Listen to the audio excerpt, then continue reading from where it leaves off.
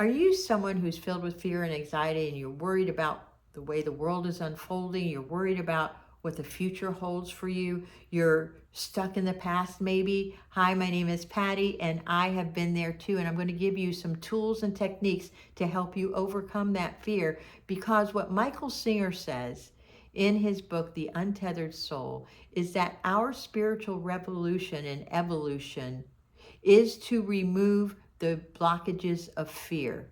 And where does that fear come from? Are you ready? Your fear comes from your ineffective thinking.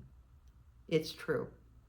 When you are thinking ineffectively, you are making a mess of things. I certainly have done enough of that in my life. And what happens is that we have an experience, our brain takes a snapshot of it, we decide if it's going to be good or bad. It's probably going to be bad, and we don't ever want that thing to happen again, so we're making sure it never happens again, and we're going to live our life in the future from that ineffective thinking. For example, when I was a little girl, my father was killed, and because of that, I have this unconscious fear of abandonment, and it's really big, and I've had to work really hard to understand it.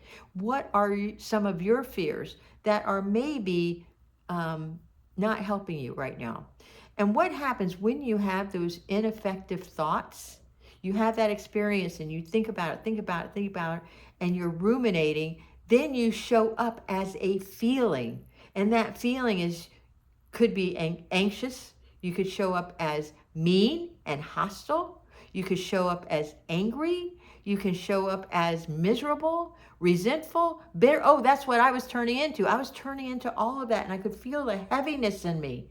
And I had to really work hard over the years, especially the last 10 years, to overcome those deep, uncomfortable feelings, unloving feelings, unconscious feelings. So the number two thing you can do to make sure that that doesn't happen is ask yourself, is there a tiger in front of me? No, there isn't. The only time I've been in real actual fear is number one, when my car exploded and caught on fire. I was scared. I was so scared I was shaking like that. Yeah.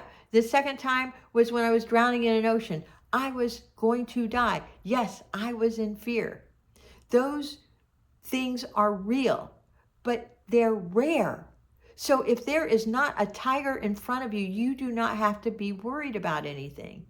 The other tool that I want to ask you to think about, if you have a loving God and you give your will and your life to the care of a loving God, a God that cares for you, and if you believe that, you have nothing to worry about. You don't, but you do, but you don't. You go ahead and worry anyway. One of my favorite authors and one of my favorite tools is Byron Katie's The Work. And what she does is asks us to break down our thinking in the following ways. Number one, when you're having a ruminating thought about the past or about the future, ask yourself, is this true? Is it true what I'm thinking? Number two, can you absolutely be sure that it's true? Number three, how do you feel? How do you react when you respond and believe that thought? What do you believe when you are thinking that thought? And number four, who would you be without that thought? Who would you be if you weren't bitter and angry and scared?